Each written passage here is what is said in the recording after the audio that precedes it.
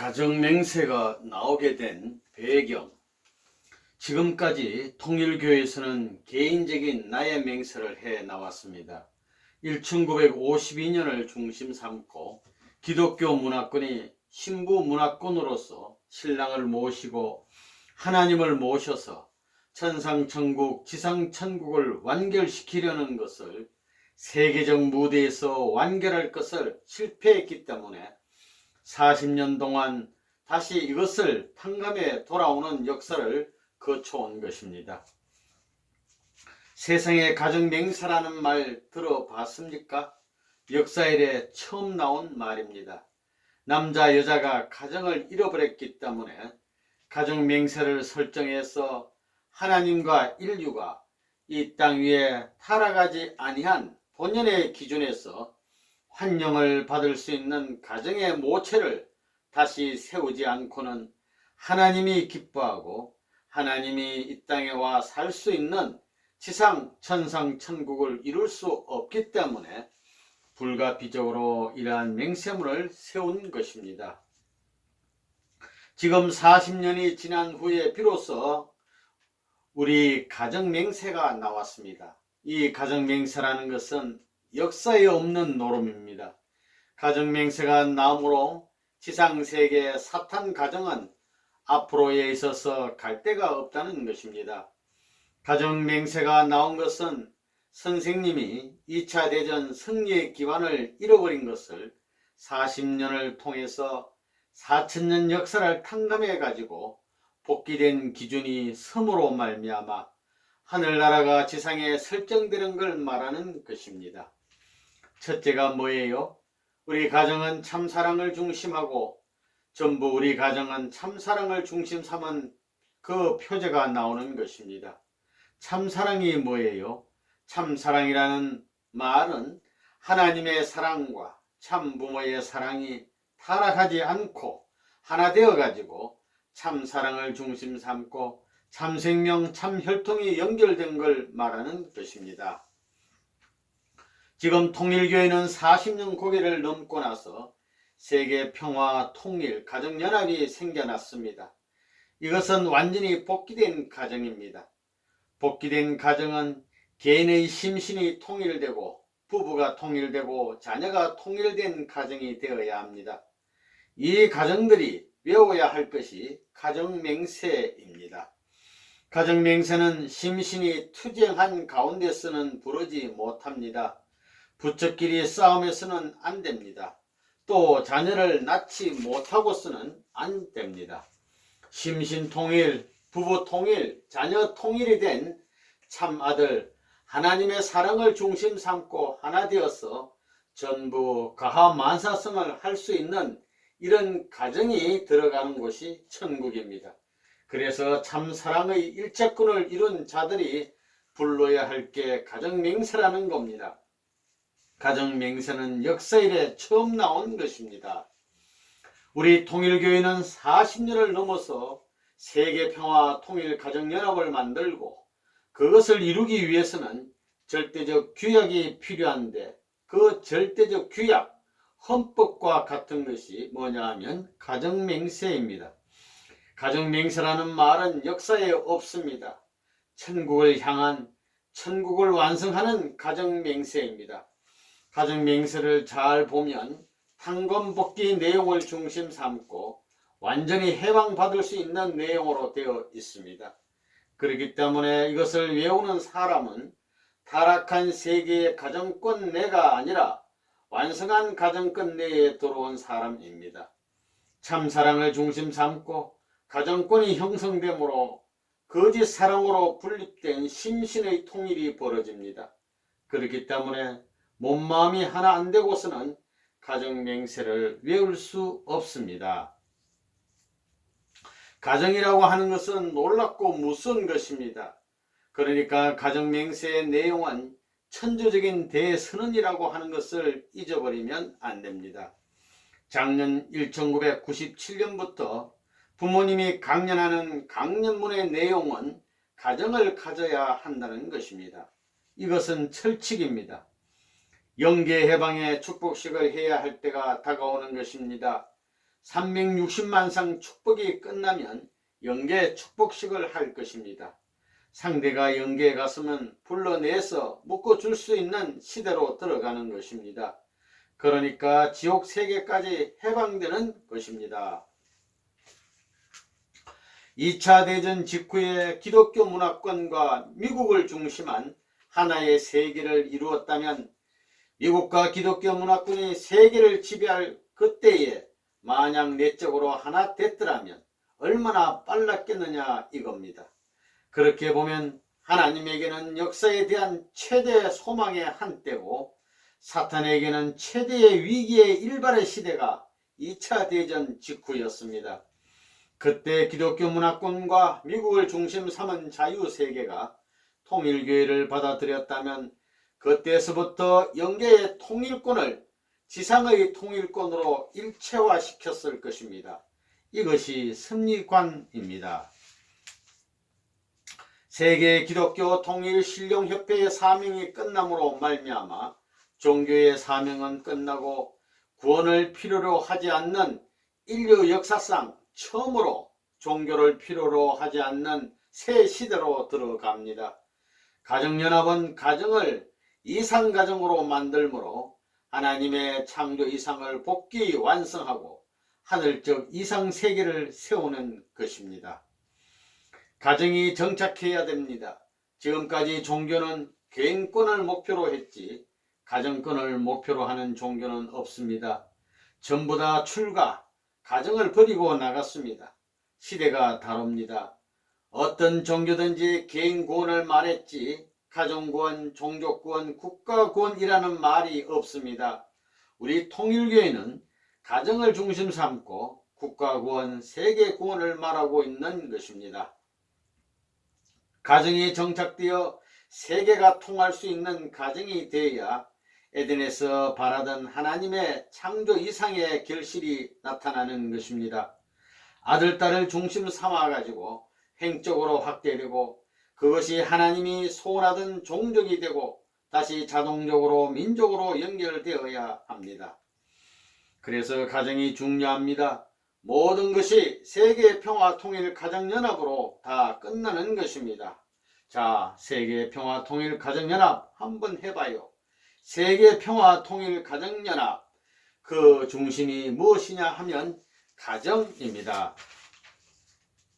매월 가정에서 초하룻날하고 보름 때는 예배 보는 것입니다. 두 조직이 되는 것입니다. 가인 아벨이 되는 것입니다. 이제부터 가정 중심입니다. 그러니까 혼자 갈 수 없습니다.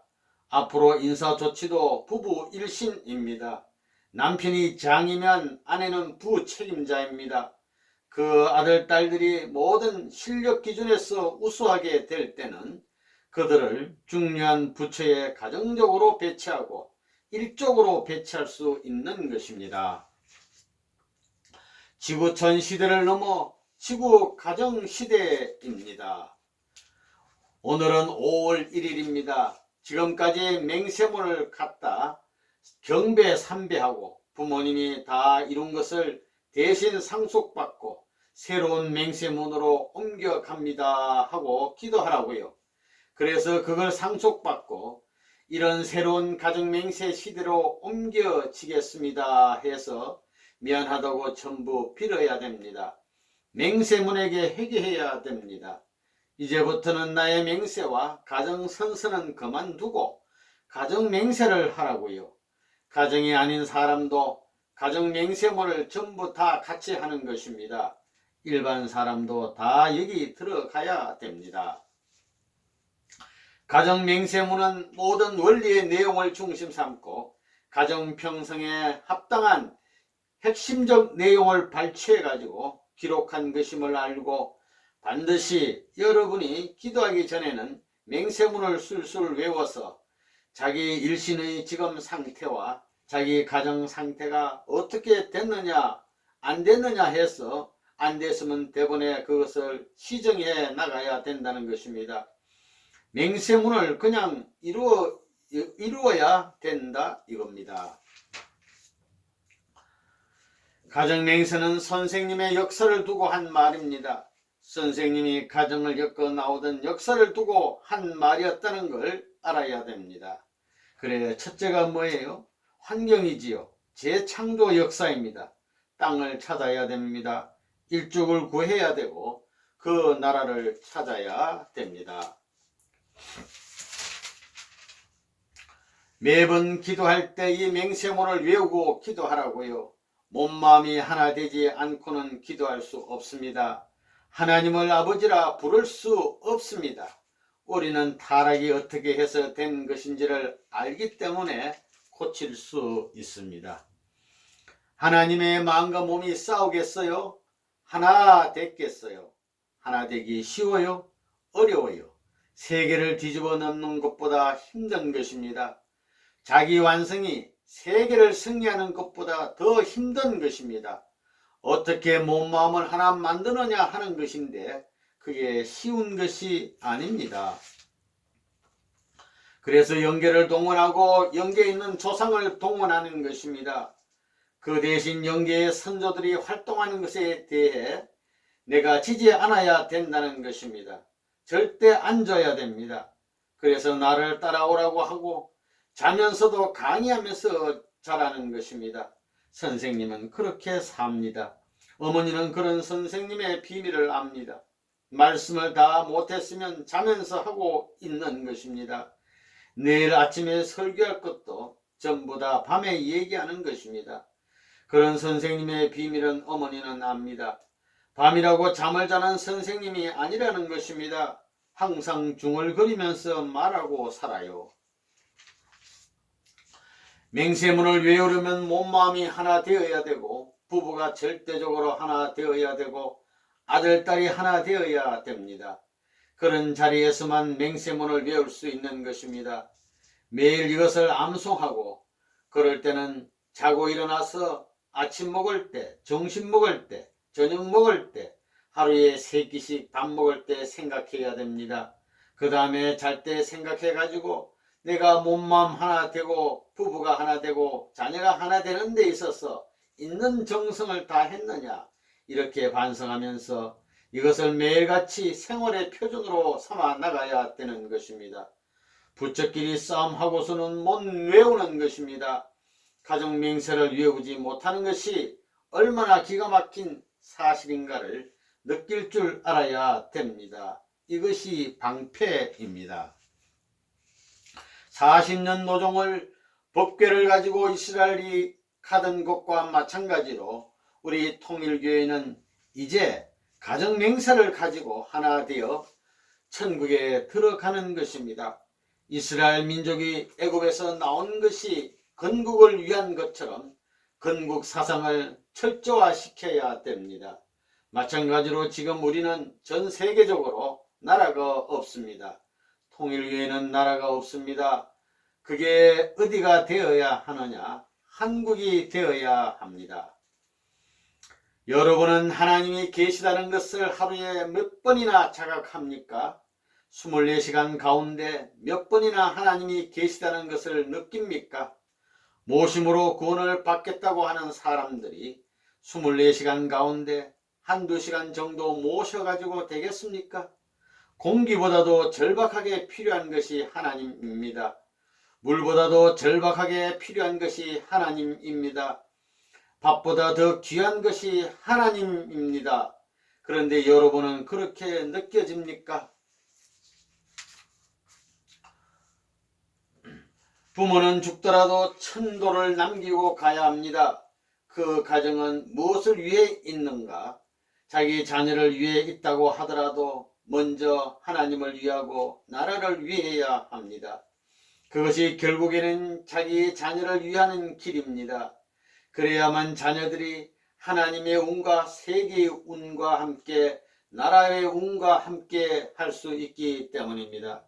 그러므로 축복받아 낳은 귀한 자녀들이 고생을 하더라도 그 자녀들에게 박자를 맞추지 말고 하나님과 세계와 나라의 운세에 박자를 맞춰야 합니다.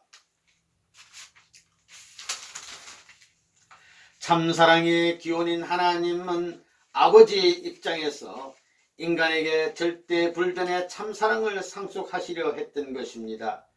참사랑 안에서는 완전 조화와 통일이 이루어지므로 신의 참사랑은 그 파트너인 인간에게 완전 상속이 되는 것입니다. 그뿐 아니라 이와 같은 참사랑의 속성으로 상속권, 동거권과 동참권도 자연스럽게 생겨나기 때문에 인간은 신의 자녀로서 동행동사할 수 있게 되어 있었습니다.